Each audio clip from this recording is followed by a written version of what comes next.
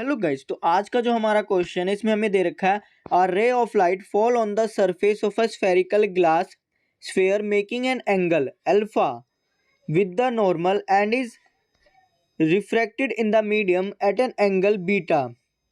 The angle of deviation of emergent ray from the direction of incident ray is.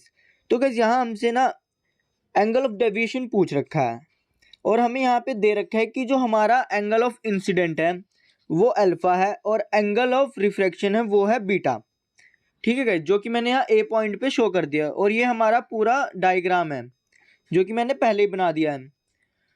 तो guys हमारी ये रे है इंसिडेंट, ये हमारी इंसिडेंट रे है जो कि यहाँ पे आ रही है, इसका एंगल अल्फा अल्फा है। फिर इसने रिफ्रैक्ट किया दूसरे मीडियम में, तो तब इसने हमारा नॉर्मल से बीटा एंगल बनाया। फिर ये रे गई सीधा सीधा, फिर ये हमारी आई बी पॉइंट पे, तो यहाँ पे हमारा वापस रिफ्रैक्शन होगा। तो ये जो हमारा एंगल है इसको मैं मान लेता हूँ गाइज एफ। तो गाइज जो ये हमारा एफ एंगल है इसे हमें अब फाइंड करना है।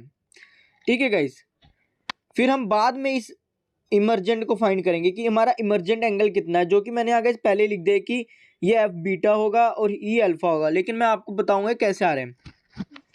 तो गाइज आप देख सकते हैं कि जो हमारी ए सी है और बी सी है ये आर ही है ना गाइज, ये आर है। तो गाइज हम जानते हैं कि अब ये कौन सा ट्रायंगल बन रहा है, ए बी सी, ये बन रहा है आइसोसेल्स ट्रायंगल। तो गाइज आइसोसेल्स में अगर ये बीटा है, ये इस साइड का एंगल अगर बीटा है तो इसका भी बीटा ही हो जाएगा। तो हमें एफ पता लग गया कि एफ है हमारा बीटा, यानी कि बी पॉइंट पे जो हमारा एंगल ऑफ इंसिडेंट है वो बीटा है। अब गाइज हम फाइंड करेंगे एंगल ऑफ इमर्जेंट, लेकिन गाइज उससे पहले हमें इस फेयर का रिफ्रैक्टिव इंडेक्स पता करना पड़ेगा। तो उसे पता करने के लिए हम वापस ए पॉइंट पे आएंगे, क्योंकि यहाँ पे हमें एंगल ऑफ इंसिडेंट भी दे रखा है और एंगल ऑफ रिफ्रैक्शन भी दे रखा है। तो मैं इस वाले पॉइंट पे स्नेल लॉ अप्लाई करूंगा। तो हम जानते हैं स्नेल लॉ हमारा क्या हो जाएगा यहाँ पे, वो गाइस स्नेल लॉ का मैं फॉर्मूला यहाँ लिखने नहीं जा रहा, मैं सीधा वैल्यूज पुट करूंगा यहाँ पे।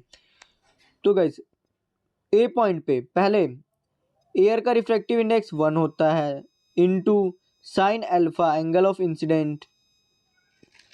फिर आएगा हमारा स्फीयर का रिफ्रैक्टिव इंडेक्स जो कि हमने निकालना ही है, इसको मैंने न्यू मान लिया।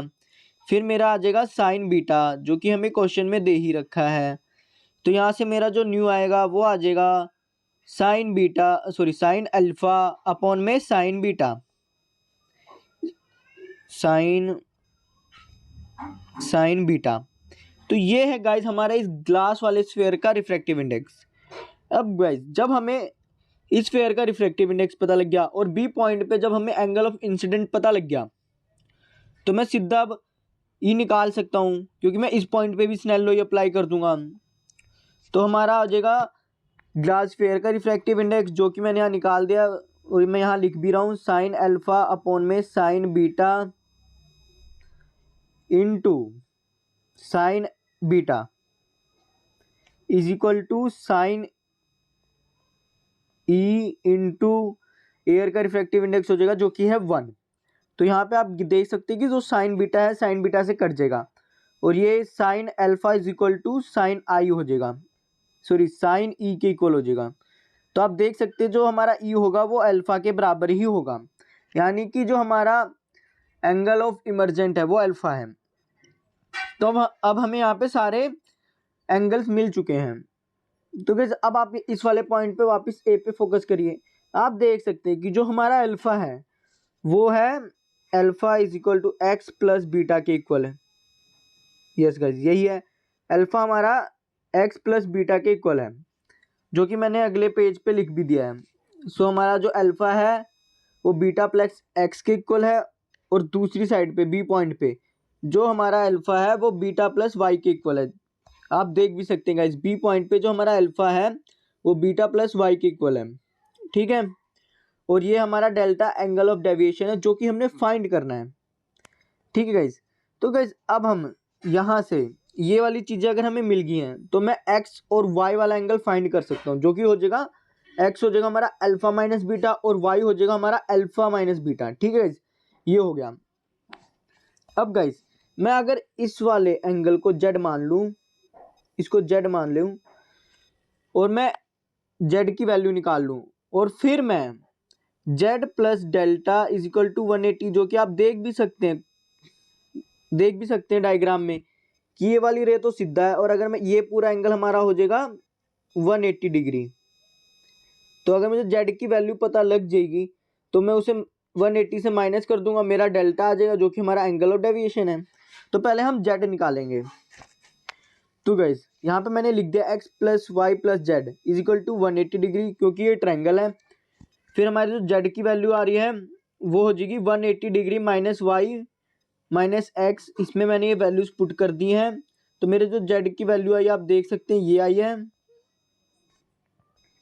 जेड की वैल्यू गाइस फाइनल ये आ गई हमारी। अब हमने delta plus Z is equal to 180 में जेड की वैल्यू पुट कर देनी है जिससे हमारा डेल्टा आ जाए।